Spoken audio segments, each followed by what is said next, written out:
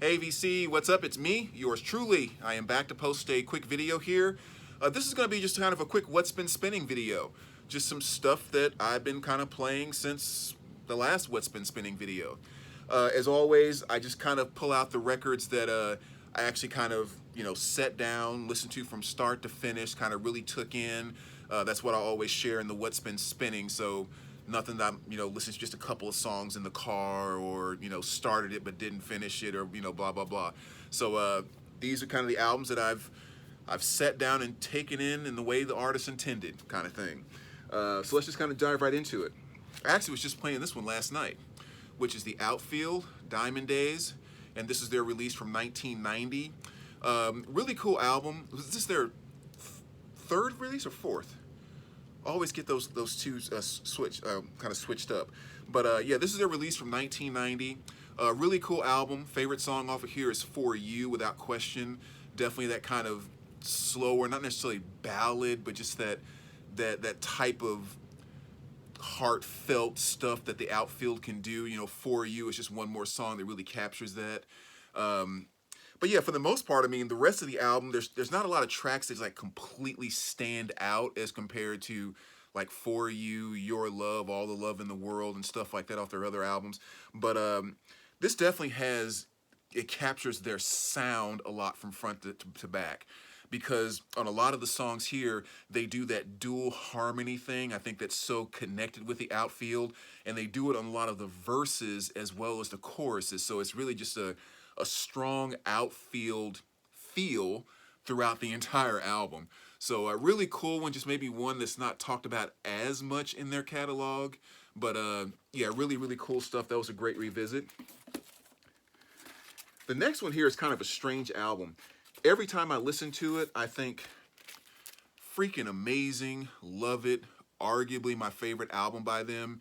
And then when I put it back on the shelf and maybe come back to it or, come across it a couple months later or whatever else, I'm like, wait a minute, I know it's an awesome album. How come it's not just, the stuff on it's not just popping in my mind?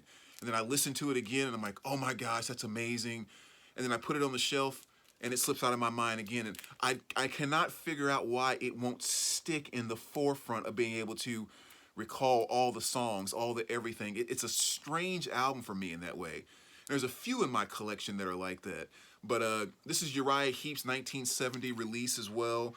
And just a fantastic, fantastic album.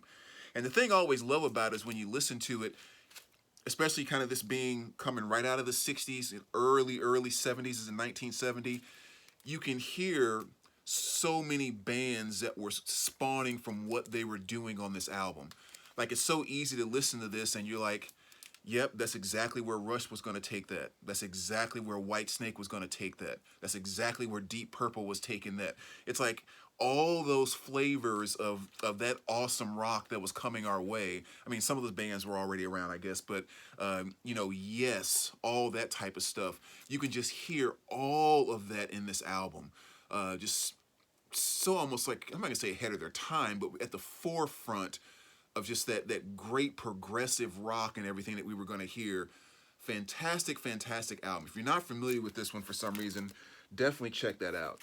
But it's like I'm shocked. I'm a renewed shock every time I go back to that album.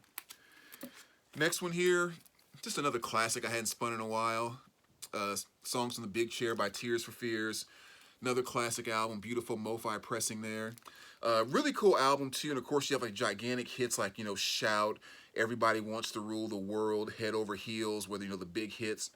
But I do like the way that the album, especially on side 2, kind of plays, I mean, it just basically plays like a concept album, especially the way they kind of blend the songs on side 2, coming one after the other.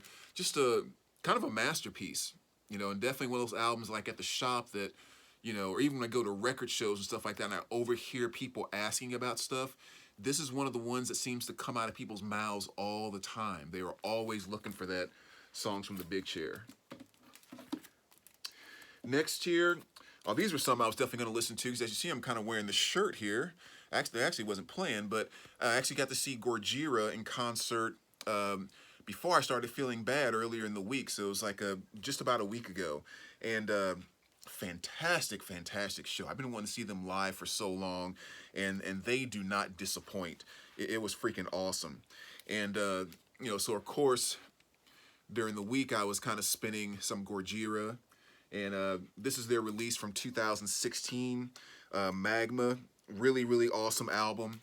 And then I'll just show this one too here because I'd also listened to Fortitude, which was kind of cool too because I've always loved both of these albums. And with anyone just asked, what's your favorite Gojira album? I would say Fortitude.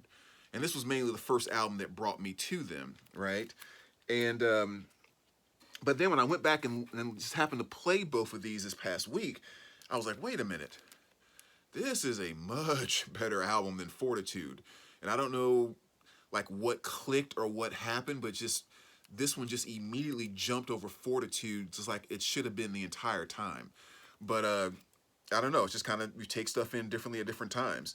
But yeah, another great album, you know, song I definitely recommend off of this is, or one of my favorite songs, I should say, is Stranded. Probably my favorite song off of this album, but just a really cool band that kind of incorporates a lot of different elements inside of what they do. A very kind of groovy, it's almost like if it would come as no surprise if someone said like, oh yeah, those guys really grew up, that they were into funk, they were kind of into hip hop, and they just decided to start a metal band. And like it would be easy to see how that happened with the kind of groovy type of things that they do. A lot of palm muting, slides, and things that are just kind of almost funky and DJ-ish at some point in time. But awesome band. Check out either one of those albums. Another classic, of course, War, The World is a Ghetto. Fantastic, fantastic piece right there. Just a awesome kind of jam band, you know, funky, a lot of different kind of cultural flavors mixed in there, but an awesome album that you never get tired of hearing. Good old Clutch, just kind of some straightforward rock there. Just, I don't know, kind of getting into them more and more over the past couple years. You know, Aaron Mutha Alamere is someone who's definitely inspired me to dive deeper into Clutch, and I've kind of been doing so. Frigid Pink, another classic I haven't spun in quite some time. And this is their release from 1970. Really cool kind of mixture of, you know, kind of some psych, kind of some, I don't know, maybe they do a nice cover of The House of the Rising Sun on here. Just one of those classic albums that, again, hadn't spun in a while, so it was nice to kind of go back and revisit. A little Run Lucifer here by, I think Edna. I've never actually looked up to see how to properly pronounce her name, but I think it's Edna. Just kind of a cool, somewhat synth poppy, maybe a little bit on the flavor of a Mazzy Star kind of thing. But there's a series on Netflix called The Rain, you know, kind of like there's viruses in the rain and, you know, end of time and all that kind of stuff. And there were a bunch of songs they played by her in the background at different moments. And I just thought it sounded really cool. And I picked that up a few years ago, and really, really cool album. I have to say anything about this. Pantera, you know, vulgar display of power. This album is just such a punch. Whenever I really have a hard desire for, you know, some just straight up groove metal, this is one of the albums that I'll always go to, with of course stuff like Walk and everything else on there, which is just fantastic. Annika, this is her release from 2010. If you're not that familiar with her, if you are a Nico fan, like Velvet Underground and Nico, this is like if Nico was still here now and kind of dabbing her toe into the indie scene a little bit, but keeping it very, very Nico. You would love this album right here. So any Nico fans, you definitely should have that album. Really, really cool stuff. Little Benjamin Orr here, another one I hadn't revisited in quite some time. And this is The Lace, his release from 1986. Of course, you remember him, you know, being one of the like co-lead singers from the Cars. You know, he's the one that sang the song Drive. And Bye Bye My Love. Jeez, I'm going totally brain dead here. This was, I don't know if this was his first solo release. I think it was, because this was 86. And of course, he had the hit Stay the Night off of here, which is really kind of cool. So that was a cool revisit. About a week or two ago, kind of dove in and spun a little Sinead OConnor. Another cool one here, The Lion and the Cobra. This was her release from 1987.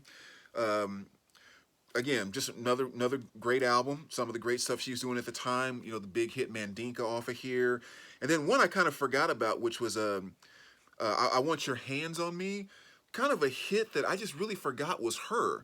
And so it was kind of cool going back and spinning this. And I was like, how in the world did I let that slip that song was on this album? So another great revisit. Riot, another fantastic album right here. This is their release from 1988.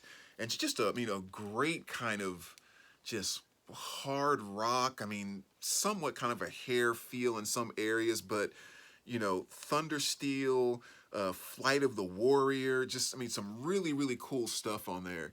With, of course, just one of the fun covers as well. But great album there.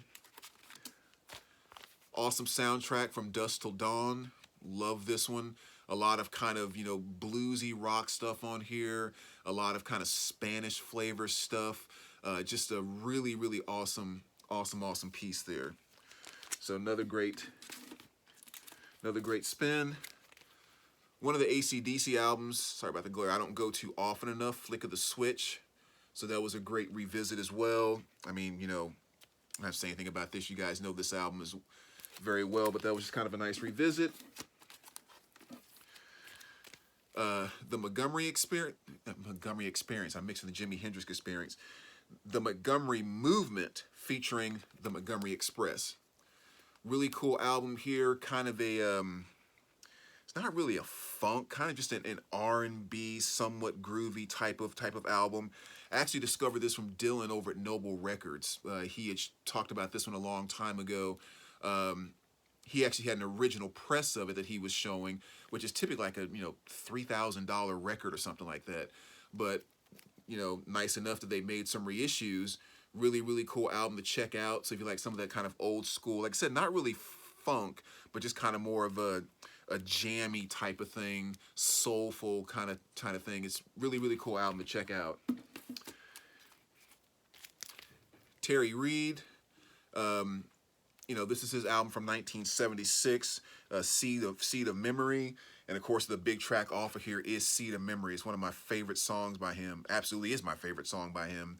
It's one of the songs that I actually discovered from one of the Devil's Rejects movies. Rob Zombie always does a great job of pulling great music into those movies.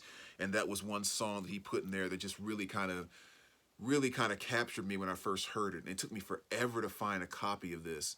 But yeah, cover's kind of funny looking at all of that. But if you haven't heard that song, Seed of Memory, really cool song to kind of check out. Next here, Ben Harper and the Innocent Criminals. Another fantastic album. This release was from 2007. If you haven't heard this one, favorite song off of here without question is Fool for a Lonesome Train. Great track. In colors is kind of cool too. But what you really kind of find with this album, because I was actually playing it at the shop one day, and I remember Billy saying, he was like, there's some feel that's coming through here, like it's really familiar. And I was like, yeah, I know what you mean. And then he said, Cat Stevens. That's what it is. He's like, I'm hearing so much Cat Stevens coming out of this. And I was like, yeah, I haven't thought about that. But if someone told you were listening to a lost Cat Stevens album, you might actually believe it. So for those that are Cat Stevens fans, if you're not familiar with this Ben Harper, definitely make sure you check it out. The Church, another fantastic 80s band. This is their album Heyday. Well, I say 80s band. I think they were kind of big in the 80s, but they put out stuff in the 80s, stuff in the 90s, stuff in the 2000s. Like, these guys have been dropping albums for, just decades now. And they've stayed so consistent throughout their entire career. So if you love something from them back in the 80s, like probably their biggest hit, which I would say would be Under the Milky Way off of their previous album here, you'll pretty much like something off of all of their albums because they have stayed so consistent in their sound and what they do. But this is their release from 85. no real one particular song I say that stands out on this album for me. Just more so, I love the feel of it from front to back because it always sounds and feels like the church. So really great one there. And the last two I'll show here, Van Halen, you know, threw that one on the other day. Just one of those ones you have to go back to every now and then because it is just such a freaking fantastic album. And last but not least, Little Luscious Jackson. Kind of an all-girl group from, I guess, kind of the late 90s going into the early 2000s. I think one of their biggest like commercial hits was that song Naked Eyes, which I think came off of their debut album, if I remember correctly, which is, I can't stand that song. But a lot of their other stuff I loved, and this is kind of a good example. This is their album Electric Honey from 1999, and I always loved the song Lady Fingers off of this. That was kind of the first song that really pulled me into them. And I actually worked security for them one time at one of their concerts when they opened for Smash Mouth at a beach party thing, which is kind of some fun stuff back in the day. But I wasn't collecting records and stuff back then. I could have gotten all kind of autographs and everything else, which would have been cool. But yeah, so kind of just one of those fun albums, one that just represents a moment in my lifetime and really, really cool stuff. So there you go, VC. That's just kind of a few what's been spinning things. As always, let me know what you think. Hope you guys are having a good weekend, and we will talk to you soon. All right, take care, guys.